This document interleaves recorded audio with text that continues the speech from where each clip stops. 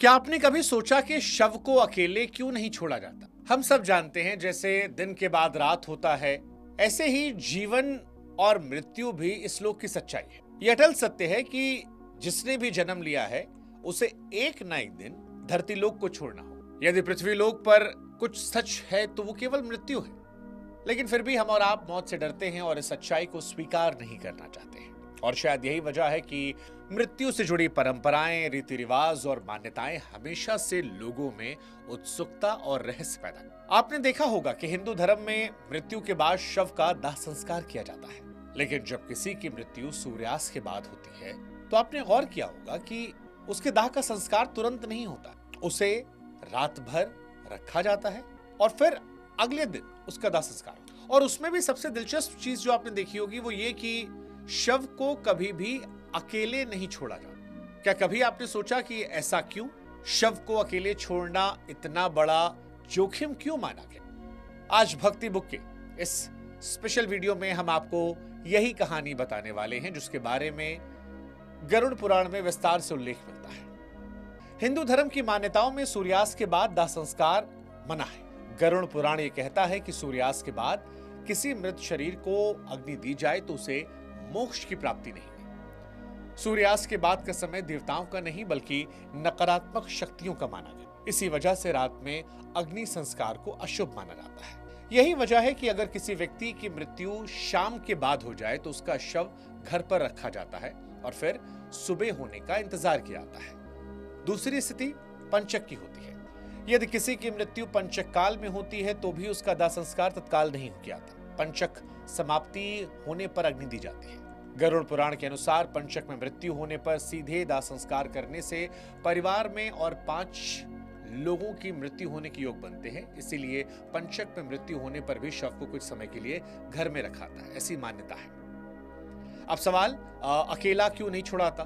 जो सबसे महत्वपूर्ण प्रश्न है कि शव हम रात भर अकेले क्यों नहीं छोड़ते? कई रीजन है। एक, पुराणों में कहा गया है कि यदि शव को अकेला छोड़ दिया जाए तो कई बार उसे जानवर क्षति पहुंचाते हैं। यदि शव के शरीर को जानवर नोच लें या परेशान करें तो फिर आत्मा को परलोक में मार्ग नहीं मिलता, उसे वहां भी कष्ट सहने पड़ते हैं। घर में भी मच्छर, कीड़े मकोड़े अगर हों, इसीलिए आपने देखा होगा कि शीशे में रख देते हैं या बगल में धुआं जला देते हैं। ये आत्मा की उसकी यात्रा को अत्यंत पीड़ादायक ना बनाए इसलिए होता है। दूसरा, शव में गंध उत्पन्न होना। रात में वातावरण शांत स्थिर होता है। शव को अकेला छोड़ देने पर उससे दुर्गंध उठने लगती है, इसलिए उसके आसपास धूप अगरबत्ती जलाई जाती है ताकि वातावरण शांत और पवित्र बना रहे। ये परंपरा सिर्फ धार्मिक ही नहीं बल्कि व्यवहारिक तौर पर भी है।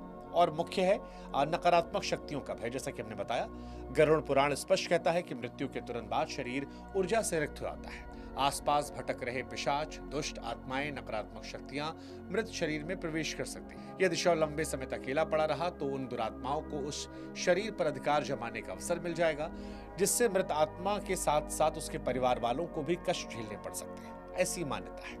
एक और मान्यता है मृतक की आत्मा का भटकने को लेकर। गरुड़ पुराण के अनुसार मृत्यु के बाद आत्मा तुरंत दूर नहीं होती, वो कुछ समय तक अपने शरीर के आसपास रहती है।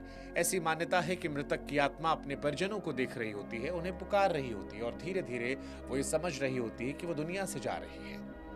यदि शव बिल्कुल अकेला रह जाए तो आत्मा अत्यधिक बेचैन हो सकती है, उसके आगे का मार्ग बाधित हो सकता है। पुराणों में यह भी उल्लेख है कि जिस प्रकार खाली मकान में अनचाहे लोग घुस जाते हैं, उसी प्रकार बुरी आत्माएं न घुसने, इसलिए शव के पास दीपक, धूप, मंत्रोच्चार और किसी व्यक्ति की उपस्थिति अनावश्यक मानी गई है ताकि नकारात्मक शक्तियां दूर रहें। गरुड़ पुराण में विष्णु जी बताते हैं कि यदि मृतक की अपनी संतान दूर हो, उपस्थित ना हो, तो शव को तब तक घर में रखा जाता है जब तक उसका पुत्र या निकट संबंधी मुखाग्नि न दे। यदि संतान के द्वारा मुखाग्नि नहीं दी गई तो मृत आत्मा का उद्धार अधूरा रह जाता है, उसे कई वर्षों तक मृत्युलोक में भटकना पड़ता है। यही कारण है कि लोग दूर दूर से भी अंतिम संस्कार में पहुंचने की कोशिश करते हैं, क्योंकि ये सिर्फ एक रस्म नहीं, आत्मा की यात्रा का सबसे महत्वपूर्ण चरण है। पुराणों में कहा गया कि सूर्यास्त के बाद किए गए दाह संस्कार से आत्मा असुर, पिशाच या दानव योनि में जन्म ले सकती है, क्योंकि रात का समय दैविक ऊर्जा का नहीं बल्कि तामसिक शक्तियों का है। इसीलिए धार्मिक दृष्टि से नहीं, आध्यात्मिक दृष्टि से भी रात का समय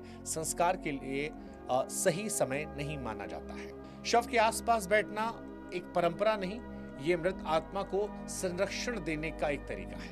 मनुष्य की मृत्यु के बाद उसके और परलोक के बीच की दूरी को सिर्फ सांसों भर की होती है। इस संक्रमण काल में यदि परिवार वाले मंत्र, जप, दीपक और धूप जलाकर बैठते हैं तो ये वातावरण को पवित्र रखते हैं और आत्मा को शांत रखते हैं। कुल मिलाकर कहें तो मृत्यु जीवन का अंतिम सत्य है और मृत्यु से जुड़ी परंपराएं सिर्फ अंधविश्वास नहीं बल्कि गहरी आध्यात्मिक समझ पर आधारित है। शव को रात में अकेले ना छोड़ना, ये मृत आत्मा की सुरक्षा, परिवार की शांति और नकारात्मक शक्तियों से बचाव का तरीका है। इस विषय में आप क्या सोचते हैं? इस जानकारी के बारे में आप क्या सोचते हैं? कोई और विषय, महत्वपूर्ण विषय जो आप जानना चाहते हैं तो हमें बताइएगा। अगर आप अभी हमसे जुड़े, पहली बार हमें सुन रहे हैं तो फिर जरूर सब्सक्राइब कीजिएगा ताकि हमारा आपका रिश्ता बढ़े और हमारे वीडियोस आप तक और पहुंच सके। फिलहाल आज के लिए मैं अनुमति, आपका बहुत बहुत धन्यवाद। नमस्कार।